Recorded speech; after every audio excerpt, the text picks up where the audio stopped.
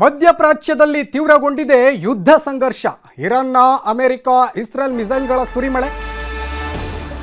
ಇರಾನ್ನಲ್ಲಿ America Israel ಮಿಸೈಲ್ಗಳ ಸುರಿಮಳೆ ಆಗಿದೆ. ನಾಗರಿಕ ವಿಮಾನಯಾನದ ಮೇಲೆ ದಾಳಿ ಅಂತ ಇರಾನ್ ಆರೋಪವನ್ನು ಮಾಡಿದೆ. ಮತ್ತೊಂದು ಕಡೆ ಇತ್ತ ದುಬೈನ ಪ್ರವಾಸಿ ಕೇಂದ್ರದ ಬಳಿ ಇರಾನ್ ಮಿಸೈಲ್ ದಾಳಿಯನ್ನು ಮಾಡಿದೆ.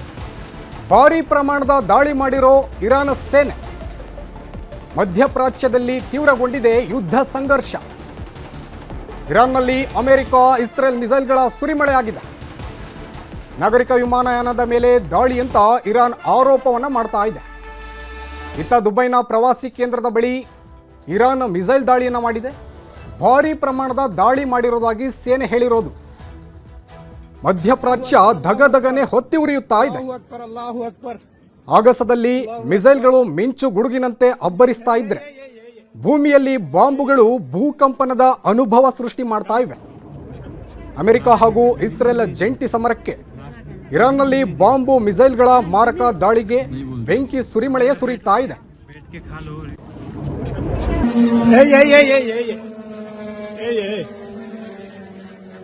शमशेर भाई और भी एक है। अल्लाहु अकबर अल्लाहु अकबर अल्लाहु अकबर अल्लाहु अकबर अल्लाहु अकबर अल्लाहु अकबर। रिफंड में नहीं देगा कमी, रिफंड में नहीं देगा कमी, रिफंड नहीं देगा, नहीं बोल दिया उसने, बोलेगा बैठ के खा लो.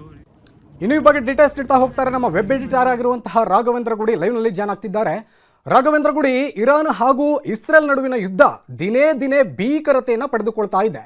ಸದ್ಯದ ಪರಿಸ್ಥಿತಿ ಹೇಗಿದೆ? ಡೀಟೇಲ್ಸ್ ನೋಡೋದಾದ್ರೆ, ಈಗ ಇರಾನ್ ಒಂದು ಗುರುತರವಾಗಿರ್ತಕ್ಕಂತಹ ಆರೋಪವನ್ನು ಇಸ್ರೇಲ್ ಮತ್ತು ಅಮೆರಿಕದ ಮೇಲೆ ಮಾಡಿರುವಂಥದ್ದು. ಸುದೀಪ್, ಪ್ರಮುಖವಾಗಿ ಇರಾನ್ನ ಹೇಳಿಕೆಯನ್ನು ಗಮನಿಸೋದಾದರೆ ನಾಗರಿಕ ವಿಮಾನ ಒಂದು ಸಂಪೂರ್ಣವಾಗಿ ನಾಶವಾಗಿದೆ ಅಂತ. ಅಂದರೆ ಅಲ್ಲಿ ತೆಹರಾನ್ನ ಏರ್ಪೋರ್ಟ್ ಮೇಲೆ ದಾಳಿಯನ್ನು ನಡೆಸಿದಂಥ ಸಂದರ್ಭದಲ್ಲಿ ಅಲ್ಲಿ ಪಾರ್ಕ್ ಆಗಿದ್ದಂಥ ಈ ಒಂದು ನಾಗರಿಕ ವಿಮಾನವು ಕೂಡ ಸಂಪೂರ್ಣವಾಗಿ ಸುಟ್ಟು ಕರಕಲಾಗಿದೆ, ಆ ದಾಳಿಗೆ ಸಿಲುಕಿದೆ ಅನ್ನುವಂಥ ಮಾಹಿತಿಗಳನ್ನು ಈಗ ಇರಾನ್ ಕೊಡ್ತಾ ಇರುವಂಥದ್ದು. ಆದರೆ ಆ ವಿಮಾನದಲ್ಲಿ ಏನಾದರೂ ಪ್ರಯಾಣಿಕರು ಇದ್ರಾ ಅಥವಾ ಇರಲಿಲ್ವಾ ಅದ್ರ ಬಗ್ಗೆ ಸ್ಪಷ್ಟನೆ ಇಲ್ಲ. ಹೀಗಾಗಿ ಸಾವು ನೋವುಗಳ ಬಗ್ಗೆ ಸ್ಪಷ್ಟವಾದಂಥ ಮಾಹಿತಿಯನ್ನು ಇರಾನ್ ಕೊಡ್ತಿಲ್ಲ. ಬದಲಿಗೆ ತನ್ನ ನಾಗರಿಕ ವಿಮಾನ ಕೂಡ ಈ ಯುದ್ಧದ ದಾಹಕ್ಕೆ ಬಲಿಯಾಗಿದೆ ಅನ್ನುವಂತಹ ಆರೋಪವನ್ನು ಮಾಡಿರುವಂಥದ್ದು. ಈಗ ಸಾಕಷ್ಟು ಅಂತಾರಾಷ್ಟ್ರೀಯವಾಗಿರ್ತಕ್ಕಂಥ ಕಾನೂನುಗಳನ್ನು ಗಾಳಿಗೆ ತೂರುವಂತಹ ಪ್ರಕ್ರಿಯೆಯನ್ನು ಅಮೆರಿಕ ಯಾವತ್ತೂ ಆರಂಭ ಮಾಡಿರುವಂಥದ್ದು.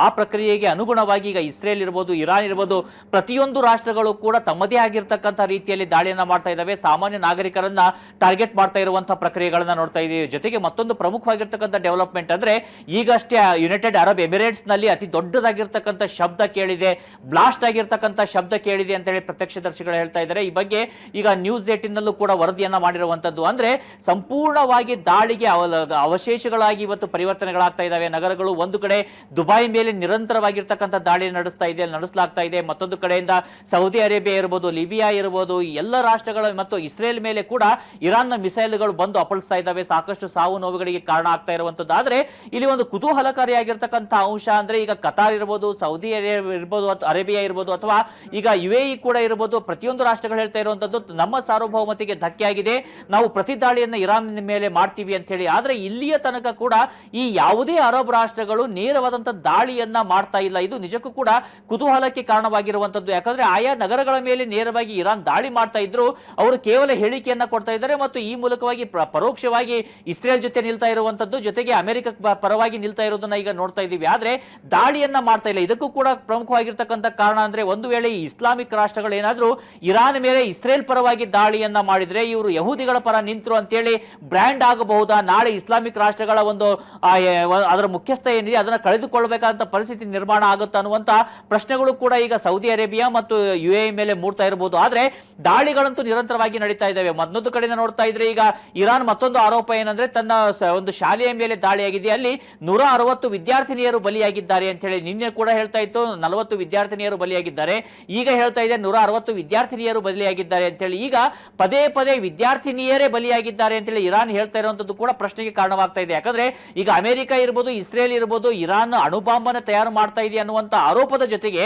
ಅಲ್ಲಿ ಮಾನವ ಹಕ್ಕುಗಳ ಉಲ್ಲಂಘನೆ ಆಗ್ತಾ ಇದೆ, ಅದರಲ್ಲೂ ಮಹಿಳಾ ಹಕ್ಕುಗಳ ಉಲ್ಲಂಘನೆ ಆಗ್ತಾ ಇದೆ. ಸುಮಾರು 30,000 ಮಹಿಳೆಯರನ್ನ ಇರಾನ್ ಹತ್ಯೆ ಮಾಡಿದೆ ಅನ್ನುವಂತ ಆರೋಪವನ್ನ ಮಾಡ್ತಾ ಇತ್ತು. ಈಗ ಇರಾನ್ ಕೂಡ ಹೇಳ್ತಾ ಇರುವಂತದ್ದು ಮಹಿಳಾ ಸ್ಕೂಲ್ಗಳ ಮೇಲೆ ಅಥವಾ ಈ ಒಂದು ಗರ್ಲ್ಸ್ ಸ್ಕೂಲ್ಗಳ ಮೇಲೆಯೇ ದಾಳಿ ಆಗ್ತಾ ಇದೆ ಅಂತ ಹೇಳ್ತಾ ಇರುವಂತದ್ದು. ಇದು ಇದು ಕೇವಲ ಆರೋಪನ ನಿಜಕ್ಕೂ ಕೂಡ ದಾಳಿಯಾಗಿ ಅಲ್ಲಿ ಅಷ್ಟು ಸಾವು ನೋವುಗಳು ಸಂಭವಿಸ್ತಾ ಇದ್ದಾವೆ ಅನ್ನುವಂತ ಪ್ರಶ್ನೆಗೆ ಇದು ಕಾರಣವಾಗ್ತಾ ಇರುವಂತದ್ದು. ಯುದ್ಧದ ಸಂದರ್ಭದಲ್ಲಿ ಸುದೀಪ್ ಪ್ರಮುಖವಾಗಿ ನಾವು ಗಮನಿಸ್ತಾ ಇರ್ತೀವಿ, ಎಲ್ಲ ರಾಷ್ಟ್ರಗಳು ದಾಳಿ ಮಾಡಿದಂತ ರಾಷ್ಟ್ರಗಳು ತಮ್ಮ ಹೆಗ್ಗಳಿಕೆಯನ್ನ ಅದನ್ನು ಎಕ್ಸಾಗರೇಟ್ ಮಾಡ್ತವೆ. ಈ ದಾಳಿಗೆ ಒಳಗಾಗಿರ್ತಕ್ಕಂಥ ರಾಷ್ಟ್ರಗಳು ಕೂಡ ತಮ್ಮ ಮೇಲೆ ಆಗಿರುವಂತಹ ದಾಳಿಯನ್ನ ಎಕ್ಸಾಗರೇಟ್ ಮಾಡ್ತವೆ. ಹೀಗಾಗಿ ಇಲ್ಲಿ ಸತ್ಯವನ್ನ ಯಾರು ಹೇಳ್ತಾ ಇದ್ದಾರೆ, ಸುಳ್ಳನ್ನ ಯಾರು ಹೇಳ್ತಾ ಇದ್ದಾರೆ ಅಂತ ಪರಾಮರ್ಶಿಸೋದು ಕೂಡ ಅತ್ಯಂತ ಕಷ್ಟವಾಗಿರ್ತಕ್ಕಂಥ ಸಂದರ್ಭ ಇದು. ಮತ್ತೊಂದು ಕಡೆಯಿಂದ ನೋಡ್ತಾ ಇದ್ರೆ ಇರಾನ್ ಕೂಡ ಈಗ ಇರಾನ್ನ ರೆವಲ್ಯೂಷನರಿ ಗಾರ್ಡ್ಸ್ ಏನಿದ್ದಾರೆ IRG ಅವರು ಕೂಡ ಮತ್ತೊಂದು ಆರೋಪವನ್ನು ಮಾಡಿರುವಂತದ್ದು, ನಮ್ಮ ಮೇಲೆ ದಾಳಿಯನ್ನ ಮಾಡೋದಕ್ಕೆ ಅಮೆರಿಕ ಪಾಕಿಸ್ತಾನ ಏರ್ ಸ್ಪೇಸ್ ಅನ್ನ ಬಳಸ್ತಾ ಇದೆ ಅಂತ ಹೇಳಿ. ಹೀಗಾಗಿ ಪಾಕಿಸ್ತಾನ ಕೂಡ ಈ ಒಂದು ಯುದ್ಧದ ಭಾಗವಾಗಿ ಈಗ ಸೇರ್ತಾ ಇರುವಂತದನ್ನ ಕೂಡ ಕಾಣ್ತಾ ಇದೀವಿ. ಅಂದ್ರೆ ಈ ಎಲ್ಲ ರಾಷ್ಟ್ರಗಳು ಒಗ್ಗಟ್ಟಾಗಿ ಇರಾನ್ ಮೇಲೆ ದಾಳಿಯನ್ನ ಮಾಡ್ತಾ ಇದ್ದಾವ ಅಂತ ಹೇಳಿ. ಭಾರತ ಮಾತ್ರ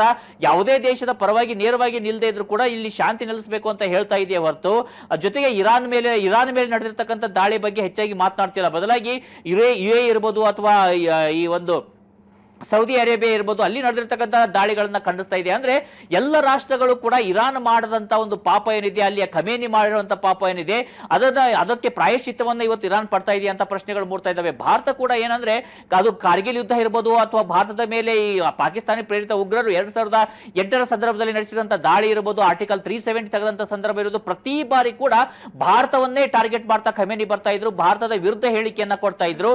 ಹೀಗಾಗಿ ಭಾರತ ಕೂಡ ಈಗ ಈ ಬಾರಿ ಅಷ್ಟು ದೊಡ್ಡ ಮಟ್ಟದಲ್ಲಿ ಇರಾನ್ ಪರ ಧ್ವನಿಯನ್ನ ಎತ್ತಾ ಇಲ್ಲ. ಒಟ್ಟಾರೆ ಈ ಎಲ್ಲ ಅಂಶಗಳನ್ನ ಗಮನಿಸ್ತಾ ಇದ್ರೆ ಇರಾನ್ ಅಂತೂ ಸಂಪೂರ್ಣವಾಗಿ ನಾಶವಾಗುವಂತ ಸಂದರ್ಭ ಬರ್ತಾ ಇದೆಯಾ?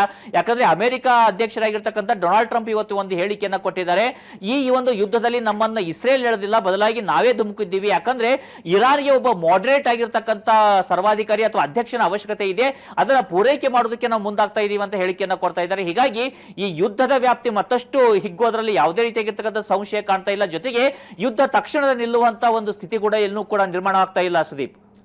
ಹಾಗೆ ರಾಘವೇಂದ್ರ ಗುಡಿ, ಸದ್ಯದ ಪರಿಸ್ಥಿತಿಯಲ್ಲಿ ಒಂದು ಯುದ್ಧ ನಿಲ್ಲುವಂತಹ ಯಾವುದೇ ಲಕ್ಷಣ ಕಾಣಿಸ್ತಾ ಇಲ್ಲ. ಏನು ಇದರಿಂದಾಗಿ ಭಾರತ ಯಾವೆಲ್ಲ ಪರಿಣಾಮವನ್ನು ಫೇಸ್ ಮಾಡುತ್ತೆ ಮುಂದಿನ ದಿನಗಳಲ್ಲಿ ಅಂತ?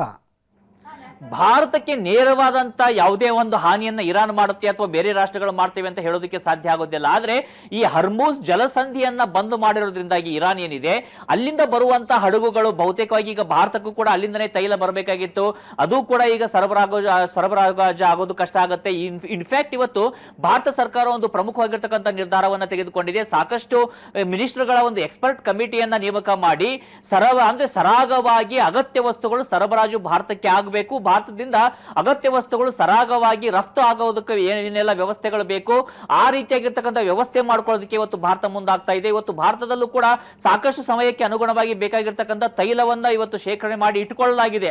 ಆದ್ರೆ ಅಷ್ಟೇ ತೈಲ ಸಾಕಾಗುತ್ತಾ ಅಂದ್ರೆ ಖಂಡಿತವಾಗಿ ಸಾಕಾಗೋದಿಲ್ಲ. ಅದಕ್ಕೆ ಬೇಕಾಗಿರ್ತಕ್ಕಂಥ ಮತ್ತೊಂದು ಹೇಳಿಕೆಯನ್ನ ಇವತ್ತು ರಷ್ಯಾ ಕೊಟ್ಟಿರುವಂತದ್ದು. ರಷ್ಯಾದ ರಾಯಭಾರಿ, ಭಾರತದಲ್ಲಿ ಇರ್ತಕ್ಕಂಥ ರಷ್ಯಾದ ರಾಯಭಾರಿ ಏನೆಲ್ಲ ಹೇಳಿಕೆಯನ್ನ ಕೊಟ್ಟಿದ್ದಾರೆ ಅಂತ ಗಮನಿಸೋದಾದ್ರೆ, ಭಾರತಕ್ಕೆ ಅಗತ್ಯ ಬಿದ್ದಲ್ಲಿ ನಾವು ಮತ್ತಷ್ಟು ಹೆಚ್ಚಿನ ಪ್ರಮಾಣದಲ್ಲಿ ತೈಲವನ್ನ ಸರಬರಾಜು ಮಾಡ್ತೀವಿ, ಅವರು ಈ ಒಂದು ಹರ್ಮೂಜ್ ಜಲಸಂಧಿಯ ಮೇಲೆ ಡಿಪೆಂಡ್ ಆಗುವಂತ ಅವಶ್ಯಕತೆ ಇಲ್ಲ ಅಂತೇಳಿ. ಹಾಗಿದ್ರೆ ಹರ್ಮೂಜ್ ಜಲಸಂಧಿಯನ್ನ ಹೇಗೆ ಇರಾನ್ ಬಂದ್ ಮಾಡೋದಕ್ಕೆ ಸಾಧ್ಯ ಅಂತ ನೋಡೋದಾದ್ರೆ ಇಲ್ಲಿ ಸುದೀಪ್ ಪ್ರಮುಖವಾಗಿ ಎರಡು ಅಂಶಗಳು ಬರ್ತವೆ. ಒಂದು, ಈ ಯುದ್ಧದ ಪರಿಣಾಮವಾಗಿ ನಾವು ನಿಮ್ಮ ಇಲ್ಲಿಂದ ಯಾವುದೇ ಹಡಗುಗಳು ಸಾಕ್ತಾ ಇದ್ರೆ ಅದನ್ನು ನಾವು ದಾಳಿ ಮಾಡ್ತೀವಿ ಅಂತ ಇರಾನ್ ಹೇಳಿಕೆಯನ್ನ ಕೊಟ್ಟಿದ್ರೆ, ಸುಮಾರು 800 UK ಬೇಸ್ಡ್ ಆಗಿರ್ತಕ್ಕಂಥ ಇನ್ಶೂರೆನ್ಸ್ ಕಂಪನಿಗಳು ಹರ್ಮೂಜ್ ಒಂದು ಜಲಸಂಧಿ ಮೂಲಕ ಹೋಗುವಂತ ಸಂದರ್ಭದಲ್ಲಿ ಯಾವುದೇ ಹಡಗುಗಳಿಗೆ ಹಾನಿ ಆದ್ರೆ ನಾವು ಅದನ್ನ ಭರಿಸೋದಿಲ್ಲ, ಅದು ನಮಗೆ ಸಂಬಂಧಿಸಿದ್ದಲ್ಲ ಅನ್ನುವಂತ ಹೇಳಿಕೆಯನ್ನ ಕೊಟ್ಟಿರುವಂತದ್ದು. ಇದೇ ಕಾರಣದಾಗಿ ಸ್ವಯಂ ಪ್ರೇರಿತವಾಗಿ ಸಾಕಷ್ಟು ರಾಷ್ಟ್ರಗಳು ಆ ಜಲಸಂಧಿಯನ್ನು ಬಳಕೆ ಮಾಡಿಕೊಳ್ಳೋದಕ್ಕೆ ಮುಂದಾಗ್ತಿಲ್ಲ. ಒಂದು ವೇಳೆ ಆ ಜಲಸಂಧಿ ಬಳಕೆ ಮಾಡಿಕೊಂಡು ಅಲ್ಲಿ ಏನಾದ್ರೂ ಈ ಒಂದು ಅನಿಲ ಟ್ಯಾಂಕರ್ ಅಥವಾ ಅನಿಲ ತುಂಬಿದಂತ ಹಡಗುಗಳೇನಿರ್ತವೆ ಅದು ಬ್ಲಾಸ್ಟ್ ಆಗಿದ್ದೇ ಆದ್ರೆ ಅದಕ್ಕೆ ಯಾರು ಅದನ್ನ ಹಾನಿಯನ್ನು ತುಂಬಿಕೊಡ್ತಾರೆ ಅನ್ನುವಂತ ಪ್ರಶ್ನೆಗಳು ಕೂಡ ಮೂಡ್ತವೆ. ಹೀಗಾಗಿ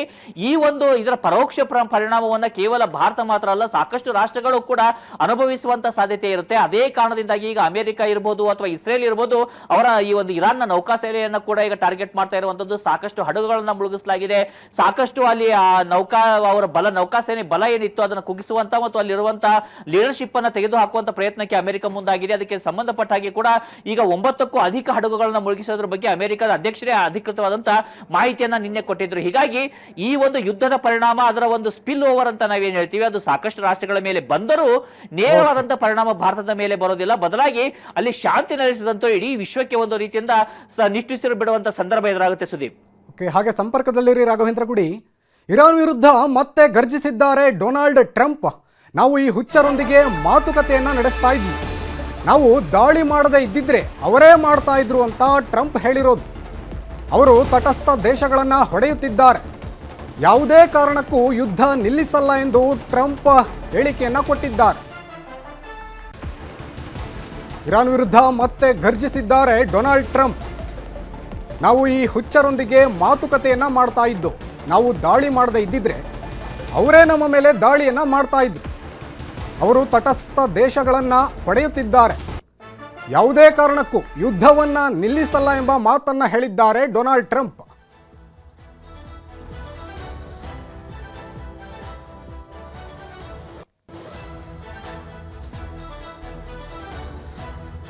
ಇರಾನ್ ವಿರುದ್ಧ ಇದೀಗ ಮತ್ತೆ ಕೆರಳಿದ್ದಾರೆ ಡೊನಾಲ್ಡ್ ಟ್ರಂಪ್. ನಾವು ಆ ಹುಚ್ಚರೊಂದಿಗೆ ಮಾತುಕತೆಯನ್ನ ಮಾಡ್ತಾ ಇದ್ದು, ಆದರೆ ಅವರೇ ನಮ್ಮ ಮೇಲೆ ದಾಳಿಯನ್ನ ಮಾಡಲಿಕ್ಕೆ ಪ್ಲಾನ್ ಮಾಡ್ಕೊಂಡಿದ್ರು ಅಂತ ಟ್ರಂಪ್ ಹೇಳಿದ್ದಾರೆ. ಯಾವುದೇ ಕಾರಣಕ್ಕೂ ನಾವು ಯುದ್ಧವನ್ನ ನಿಲ್ಲಿಸುವಂತ ಮಾತೇ ಇಲ್ಲ ಅಂತ ಟ್ರಂಪ್ ಹೇಳಿರೋದು. ಇದೀಗ ಇರಾನ್ ವಿರುದ್ಧ ಗರ್ಜಿಸಿದ್ದಾರೆ ಟ್ರಂಪ್. ನಾವು ಮಾತುಕತೆಯನ್ನ ಮಾಡಲಿಕ್ಕೆ ಪ್ಲಾನ್ ಮಾಡ್ಕೊಂಡಿದ್ದು, ದಾಳಿ ಮಾಡದೇ ಇದ್ದಿದ್ರೆ ಅವರೇ ನಮ್ಮ ಮೇಲೆ ದಾಳಿಯನ್ನ ಮಾಡಲಿಕ್ಕೆ ಮುಂದಾಗಿದ್ರು ಅಂತ ಟ್ರಂಪ್ ಹೇಳಿರೋದು.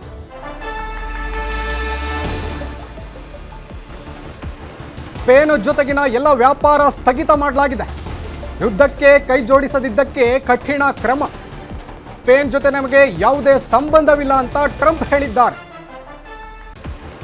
ಸ್ಪೇನ್ ಜೊತೆಗಿನ ಎಲ್ಲ ವ್ಯಾಪಾರ ಒಪ್ಪಂದವನ್ನ ಸ್ಥಗಿತ ಮಾಡಲಾಗಿದೆ.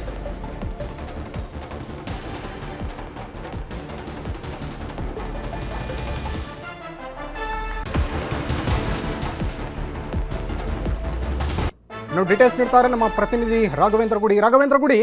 ಯಾವುದೇ ಕಾರಣಕ್ಕೂ ಯುದ್ಧವನ್ನ ನಿಲ್ಲಿಸಲ್ಲ ಅಂತ ಟ್ರಂಪ್ ಘೋಷಣೆಯನ್ನ ಮಾಡಿರೋದು. ನೆಕ್ಸ್ಟ್ ಪ್ರೋಸೆಸ್ ಹೇಗಿರುತ್ತೆ ಅಂತ? ಈ ಯುದ್ಧ ಶುರುವಾಗಿದ್ದೇ ಬಹುತೇಕವಾಗಿ ಇಡೀ ಸಂಪೂರ್ಣವಾಗಿರ್ತಕ್ಕಂಥ ಇರಾನ್ನ ಅಲ್ಲಿಯ ಆಡಳಿತ ಏನಿದೆ ಅದನ್ನು ಸಂಪೂರ್ಣವಾಗಿ ತೆಗೆದು ರಿಜಿಮ್ ಚೇಂಜನ್ನು ಮಾಡಿ ತನಗೆ ಬೇಕಾಗಿರ್ತಕ್ಕಂಥ ಆಡಳಿತವನ್ನು ಅಲ್ಲಿ ನಿರ್ಮಾಣ ಮಾಡೋದೇ ಪ್ರಮುಖವಾದಂಥ ಗುರಿಯಾಗಿರುವಂಥದ್ದು ಅಮೆರಿಕದ್ದು. ಇದೇ ಕಾರಣದಿಂದಾಗಿ ಅಷ್ಟು ಸುಲಭಕ್ಕೆ ಈ ಯುದ್ಧ ನಿಲ್ಲುವ ರೀತಿಯಾಗಿ ಕಾಣಿಸ್ತಾ ಇಲ್ಲ. ಯಾಕಂದರೆ ಈಗ ಡೊನಾಲ್ಡ್ ಟ್ರಂಪ್ ಕೊಟ್ಟಂಥ ಹೇಳಿಕೆಯ ಒಂದು ಹಿಂದಿನ ಉದ್ದೇಶವನ್ನು ನಾವು ಗಮನಿಸೋದಾದರೆ, ಅಮೆರಿಕ ಯಾವ ರೀತಿಯಾಗಿ ಭಾವಿಸ್ತಾ ಇತ್ತು ಅಂದರೆ, ಒಂದಿಲ್ಲ ಒಂದು ದಿನ ಇರಾನ್ ಮೇಲೆ ಯಾರೇ ದಾಳಿ ಮಾಡಿದ್ರು ಇರಾನ್ ಅದಕ್ಕೆ ಪ್ರತಿಯಾಗಿ ಅಮೆರಿಕದ ಅಸೆಟ್ಸ್ಗಳ ಮೇಲೆಯೇ ದಾಳಿ ಮಾಡ್ತಾ ಇತ್ತು. ಹೀಗಾಗಿ ನಾವು ಒಂದು ಪ್ರಿಯಂಪ್ಟಿವ್ ಆಗಿರ್ತಕ್ಕಂಥ ಆಕ್ಷನ್ ಅನ್ನ ತೆಗೆದುಕೊಂಡಿದ್ದೇವೆ. ಒಂದು ವೇಳೆ ಅವರೇ ಏನಾದರೂ ಶಸ್ತ್ರಾಸ್ತ್ರವನ್ನ ಕೈ ಚೆಲ್ಲಿ ನಮ್ಮ ಜೊತೆಯಲ್ಲಿ ಒಪ್ಪಂದಕ್ಕೆ ಬಂದ್ರೆ ಆಗ ನಾವು ಶಾಂತಿ ಮಾತುಕತೆ ಬಗ್ಗೆ ನೋಡಬಹುದು ಅಂತ ಹೇಳಿ ಡೊನಾಲ್ಡ್ ಟ್ರಂಪ್ ಇರ್ಬೋದು ಅಥವಾ ಅಮೆರಿಕದ ಒಂದು ಆಡಳಿತ ಇರ್ಬೋದು ಆ ರೀತಿಯಾಗಿರ್ತಕ್ಕಂಥ ಹೇಳಿಕೆಯನ್ನ ಕೊಡ್ತಾ ಬರ್ತಾ ಇತ್ತು ಸುದೀಪ್. ಹೀಗಾಗಿ ಸಹಜವಾಗಿ ಇರುವಂತಹ ಒಂದು ಸನ್ನಿವೇಶವನ್ನ ಗಮನಿಸ್ತಾ ಇದ್ರೆ, ಅಲ್ಲಿಯ ಖಮೇನಿಯನ್ನ ಹತ್ಯೆ ಮಾಡಲಾಗಿದ್ರು. ಇವತ್ತು ಕೂಡ ಇರಾನ್ನ ರೆವಲ್ಯೂಷನರಿ ಗಾರ್ಡ್ಸ್ ಮತ್ತು ಹಮಾಸ್ ಜೊತೆಗೆ ಹಿಜ್ಬುಲ್ಲಾ ಏನಿದೆ ಅವರೆಲ್ಲರೂ ಕೂಡ ಇನ್ನೂ ಸ್ಟ್ರಾಂಗ್ ಆಗಿರುವಂತದ್ದು. ಆ ಹಿಜ್ಬುಲ್ಲಾದ ನಾಯಕತ್ವವನ್ನು ಕೂಡ ತೆಗೆದು ಹಾಕುವಂತ ಪ್ರಯತ್ನವನ್ನ ಈಗ ಅಮೆರಿಕ ಮತ್ತು ಇಸ್ರೇಲ್ಗಳು ಮಾಡ್ತಾ ಇದ್ದಾವೆ. ಆದ್ರೆ ಅದಕ್ಕೆ ಪ್ರತಿಯಾಗಿ ಇರಾನ್ನ ದಾಳಿ ಯಾವ ಮಟ್ಟಿಗೆ ಸಾಗ್ತಾ ಇದೆ ಅಂತ ನೋಡೋದಾದ್ರೆ ಅದಕ್ಕೆ ಊಹೆಯನ್ನು ಕೂಡ ಮಾಡ್ಕೊಳ್ಳೋಕೆ ಸಾಧ್ಯ ಆಗ್ತಾ ಇಲ್ಲ. ಈಗ UAE ಸರ್ಕಾರವೇ ಈ ಬಗ್ಗೆ ಒಂದು ಅಧಿಕೃತ ಮಾಹಿತಿಯನ್ನು ಕೊಟ್ಟಿದ್ದು. ನಾವಿಲ್ಲಿ ಆ ಉಳಿದಂತ 11 ದೇಶಗಳನ್ನ ಗಮನಿಸ್ತಾ ಇಲ್ಲ, 12 ದೇಶಗಳಲ್ಲಿ ಒಂದು ದೇಶವಾಗಿರ್ತಕ್ಕಂಥ UAE ಅನ್ನ ಗಮನಿಸ್ತಾ ಇದ್ದೀವಿ. ಆ UAE ಕೊಟ್ಟಂತ ಹೇಳಿಕೆಯನ್ನು ನೋಡ್ತಾ ಇದ್ರೆ ಇಲ್ಲಿಯ ತನಕ UAE ಮೇಲೆ ಇರಾನ್ನಿಂದ 186 ಮಿಸೈಲ್ ಅನ್ನ ದಾಳಿ ಮಾಡಲಾಗಿತ್ತು. ಅದನ್ನು ಗುರುತಿಸಿದೆ UAE. ಅದರಲ್ಲಿ 172 ಮಿಸೈಲ್ಗಳನ್ನ ಹೊಡೆದು ಹಾಕಲಾಗಿದೆ. ಜೊತೆಗೆ 13 ಮಿಸೈಲ್ಸ್ಗಳು ತನ್ನ ಟಾರ್ಗೆಟ್ ಅನ್ನ ಹಿಟ್ ಮಾಡಿದಾವೆ. ಈ ಒಂದು UAE ನ ಟೆರಿಟರಿ ಏನಿದೆ ಅದರಲ್ಲಿ ಒಂದು ಮಿಸೈಲ್ ಬಿದ್ದಿರುವಂತದ್ದು. ಅಂದ್ರೆ 13 ಮಿಸೈಲ್ಗಳು ಟೆರಿಟರಿಯನ್ನು ಹಿಟ್ ಮಾಡಿದ್ರು.